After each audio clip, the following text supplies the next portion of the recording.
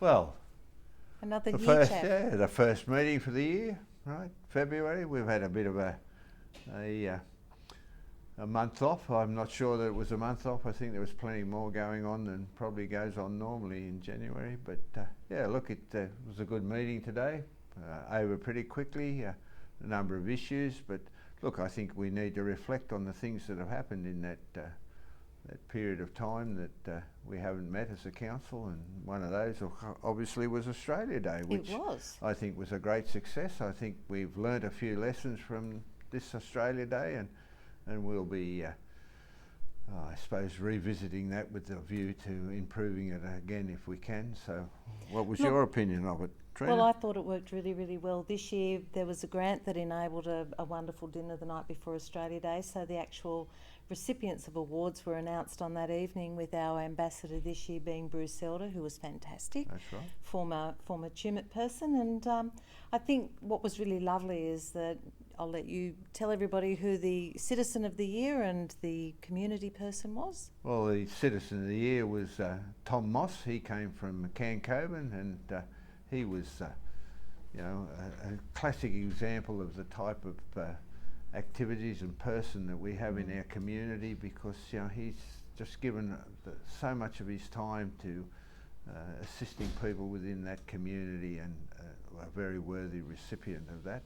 And as you said, I think the dinner was excellent. It was held at the Literary Institute in Batlow, and we had a good time there, and I think people appreciated the fact that there was that opportunity for her acknowledgement. Also, there were other recipients, and you might comment on those, Trina. Well, we had the community award went to Jen Vinge, and That's right. a She very, came very from Gingellic. Yeah. really, really worthy recipient. Again, somebody who contributes so much to a community, and that's what I think these recognition awards really are. It's not so much about a one-off thing, but it's about people who are just continual givers and volunteers, people who make a difference in so many other people's lives. And then we got to the two sporting awards. The Sportsperson of the Year, a phenomenal young lady called Piper Duck, and I know that even last week she met with the Prime Minister and was actually nominated by her sporting team to actually be the spokesperson. So Piper's done well, and then we had, of course, the sports team. That's right, which was Franklin School. And look, there's just so much going on in our community that we need to be proud of, and appreciate that time and effort that people put in, the commitment. It's just a magic. And of course, then on Australia Day, we had the citizenship, and I'll let you speak on that, as you were the deliverer of those citizenships. And the other thing that came out of that was each one of our communities had their own event on Australia Day.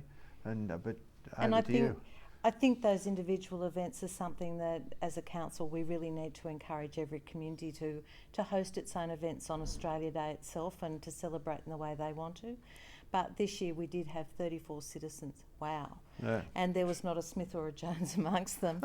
But what really intrigued me was some of the countries that they came from. They weren't just all your basic standard countries. There were so many. We had Egypt, we had South Africa, Brazil. We had Brazil, we had Canada. It's just like it was a roll call, and they all now become part of Australia's, which is the mosaic of our country. Longest continuous living culture. That brings sort of other skills and other perceptions into our society, which is great. But we went up to Talbingo. That was a great event. The community really committed. I went to Tumbarumba, again another community group that sort of has taken over that sort of thing, and there's some ownership. Adelong had their own event. Batlow, Cancoban, did they have something down there this year? Or I don't know whether Cancoban had something on, but I went over to Batlow, and the people were gathered around, really taking in the special significance of Australia Day. And I know it's an issue of conjecture within our community, but I don't really care when Australia Day is. Let's just be proud Australians, and look, at the end of the day, you can debate about this till you're blue in the face, but for goodness sake, we are Australians. We are all Australians, and we need to show that we are proud of the country in which we live.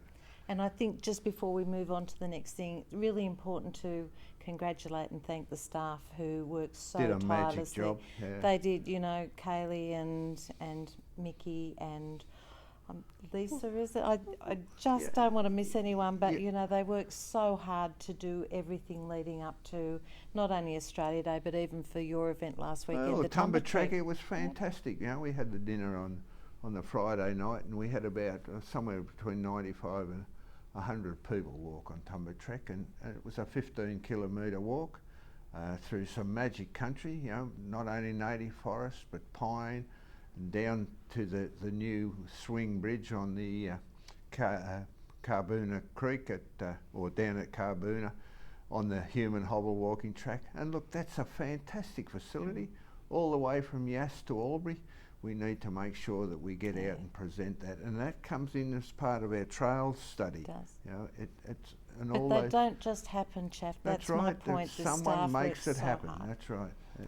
So now, talking of staff working hard and council working, the Tumut Aerodrome master plan, the draft master plan that got passed Gone today. out on exhibition, That's right? right. We want people to contribute. We want them to look at it and see what the comments are, particularly those people who significantly impact on it.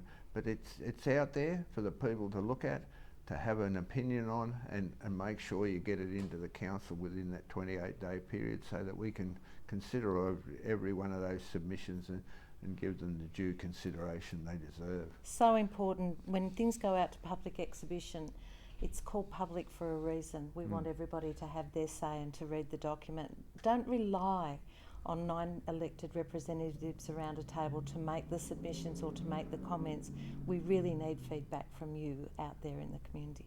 And that's, look, we want you people, the people of Snowy Valleys Council, to own this organisation, to feel that they can contribute, their opinions are considered and taken into consideration. Now, sponsorships. Sponsorships and grants. What was it, 39,000? Nearly 40, I think. It was about 39.7, yeah. So across everything, we have everything from festival and events to, I think, a camp draft in there. There's a couple of forums too, A couple of forums. We've got some art. We've got the art program, even camp drafting. So there's the marathon. I suppose you're going to train for that one too, Chaff, seeing as you did the Tumba Trek. Having walked 10 Ks on the walk the other day, I'm not sure that I could handle the ultra marathon. Certainly not 100 Ks, but that's on, I think, in September. The human hobble ultra marathon, and look, that's another exercise. You look at the things that are put on in our community by community groups. It's really heartfelt to see so much commitment by locals to make things happen, to make this a great community to live in. And look, you can't thank those people who have that initiative and drive enough to put in the time and effort, their own time and effort, to make these things happen. So now, talking about time and effort, we currently have in our community Professor Joseph Drew, right, yes. And this is a commitment made by council that we will undertake a business case study in relation to the potential of either a de-amalgamation or to remain amalgamated. And as councillors, we received a briefing this morning from Professor Drew, and I know that he's going to hold lots of community forums. Well, I believe he went to Batlow this afternoon and engaged with them. I think he'll be in Tumbarumba this evening, speaking with the locals in Tumbarumba. Friday, obviously in the afternoon, he's going back. He's going to prepare a draft of all the issues that he has identified in the process, not only the financial side of things, but the community engagement and the staff's feeling about those sort of things. And look, he'll be back. He'll be engaged with the community consultations in the process. So this is just the start of the program. If you want to have an input, he's made his phone number and email address available, so we'll get that out into the community so that people can take the opportunity to engage with him one-on-one. And right? It's all confidential, and what really impressed me with the presentation that he gave us this morning was he desperately wants to talk to the staff as well. This is not, again, just about people are sitting around a table making decisions. We need the community as a whole to contribute what they think works well, what they aren't happy with, what they've identified as issues, you know, and how we can. Yeah. Anyway, look, he's out there. We've engaged him. He's totally committed to the process, and he wants to be consulted. He wants people to engage with him and give him feedback into what they've identified and as he's issues. Independent. And he certainly is. That was Independent. completely obvious today. Yeah. His independence is... Just one other thing I'd like to mention is that I had the great privilege yesterday to go over to the Riverina Police Medal presentations. And what I sat there and I listened to a lot of the stories of the bravery of these people, and I think sometimes in our own communities, because we tend to know our police officers, we just see them as ordinary people and, you know, we wave and smile. But we don't stop to think that when they go out and have to attend jobs, and some of the stories that were shared yesterday for the reasons they were receiving these medals would break your heart. And I think that, you know, we genuinely owe our police force an incredible debt of gratitude and services thanks. Generally, you know, it's just amazing. As I said about the other factions in our community, it's just amazing what people will deliver when they're called upon. You know, and of course, as you say, it's their job. But you know, I find that sometimes hard to understand how they can constantly carry out those types of tasks, which it's got to be stressful for and them. go home. That's right. Yeah. So I suppose we've got a really interesting and busy year ahead again, Chaff. Oh, look, I don't think it's going to diminish, that's for sure. We've got a number of things on the agenda, you know, not least the RFS facility out at the airstrip. You know, the list goes on. We just constantly are addressing issues, and of course we've got to manage our finances, and it'll be budget time. Certainly we'll be preparing our budget for the upcoming financial year, and whilst it's February, it's only a couple of months or 4 months before we have to make a decision on next year's budget. So there's stuff going on all the time. There is. Look, challenges and exciting times. That's right. Yeah. We didn't sign up for an easy time, I can tell you. Righto. But anyway, thanks for the opportunity. It's great to have a yarn to the people. We'll see you next month. Righto.